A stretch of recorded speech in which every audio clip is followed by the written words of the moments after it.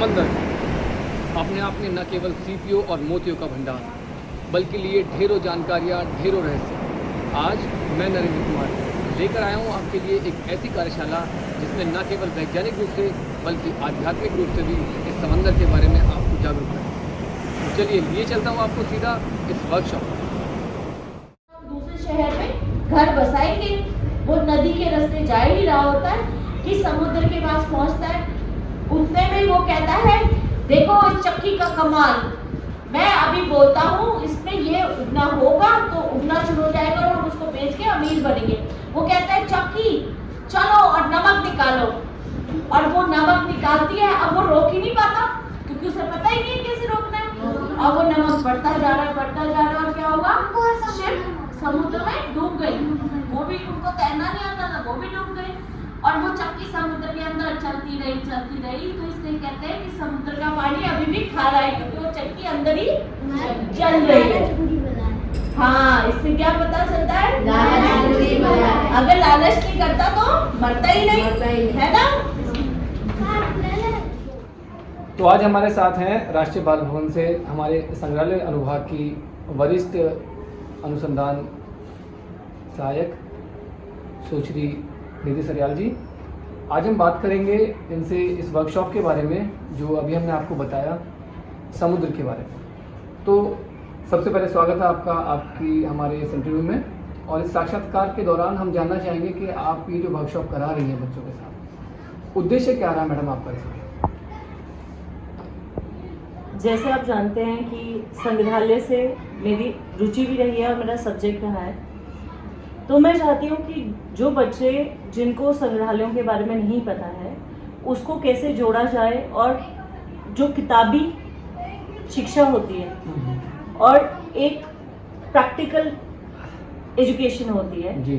तो संग्रहालय एक नॉन एजुकेशनल फॉर्मल सेंटर है। तो हम बच्चों को चाहते हैं कि वो चीज़ें नॉन फॉर्मली वे में बहुत आसानी से पढ़ ली जाए, क्योंकि आप समुद्र के बारे में, हम जैसे मैंने कार्यशाला भी करवा रही हूँ समुद्र की, तो समुद्र बच्चों के लिए सिर्फ एक ओशन है, 5 भागों में बटा हुआ, और अलग अलग उनके नाम पता है, मगर उनकी क्या क्या इम्पोर्टेंस है, क्या क्या चीज़ें हैं, और संग्रहालय उसको कैसे संग्रहाता है या बचाता है, वह इसमें बताया गया है इस कार्यशाला में।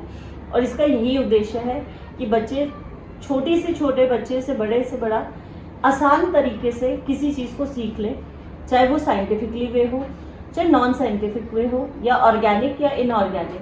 संग्रहालय उनको कैसे संग्रहाता है, कैसे शिक्षित करता है बच्चों को, और कैसे आगे उसके कोर्सेज हैं उसके लिए कराया जाए। बहुत अच्छा लगा।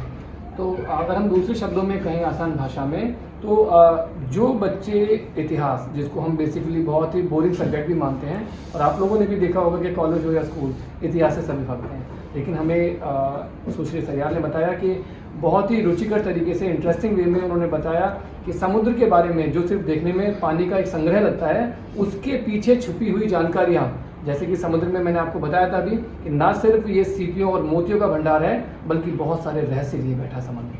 तो अगला सवाल हमें ये बताइए कि बच्चों को आप आगे और क्या कराने वाली हैं इसमें? अभी तक आपने जो बच्चों को कराया, कल आपने उनको संग्रहालय का एक भ्रमण भी कराया। मेरा मेन उद्देश्य होता है कि बच्चे जिस वर्कशॉप में पार्ट करते हैं, पहले उनकी उसको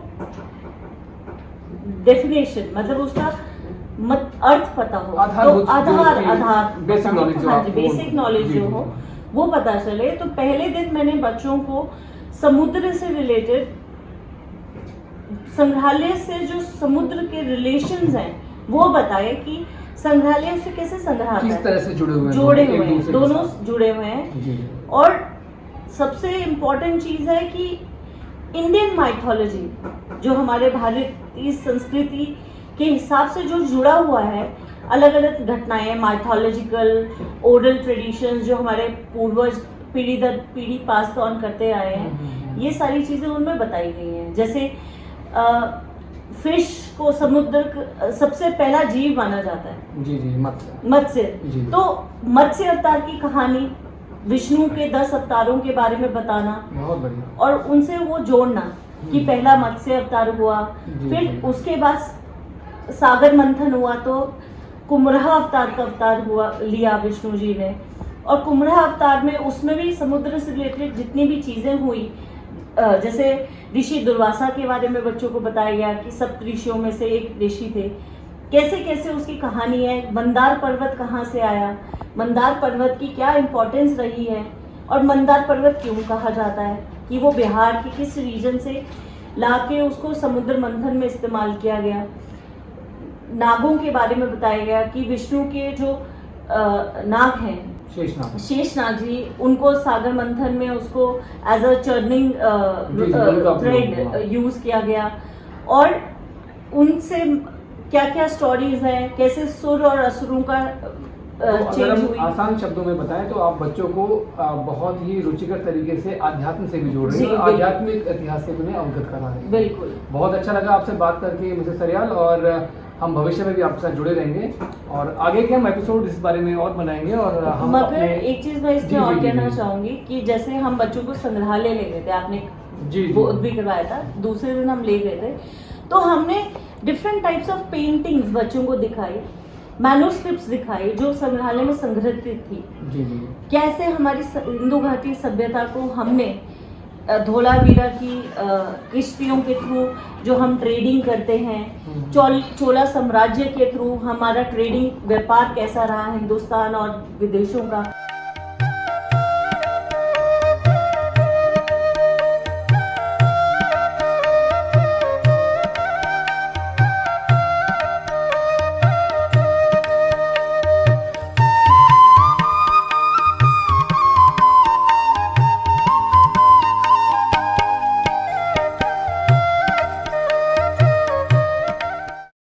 ये बताया गया कॉइनेज गैलरीज में कॉइन्स के बारे के थ्रू कि कैसे ट्रेड होता था समुद्र के थ्रू।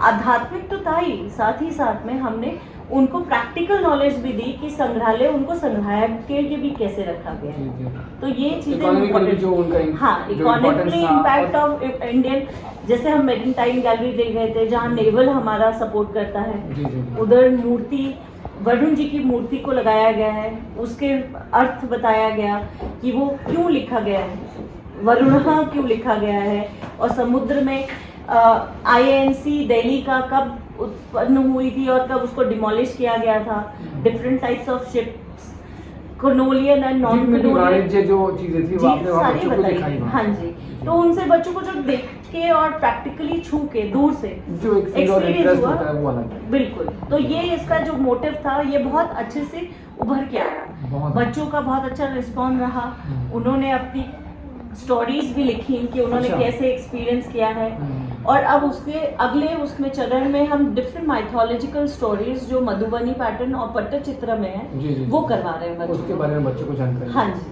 बहुत बढ़िया लगा आपसे बात करके, और एक बार फिर आपका बहुत बहुत धन्यवाद इन जानकारियों के लिए और इस कार्यशाला के लिए। बहुत बहुत बधाई और शुभकामनाएं आपको। थैंक यू, धन्यवाद।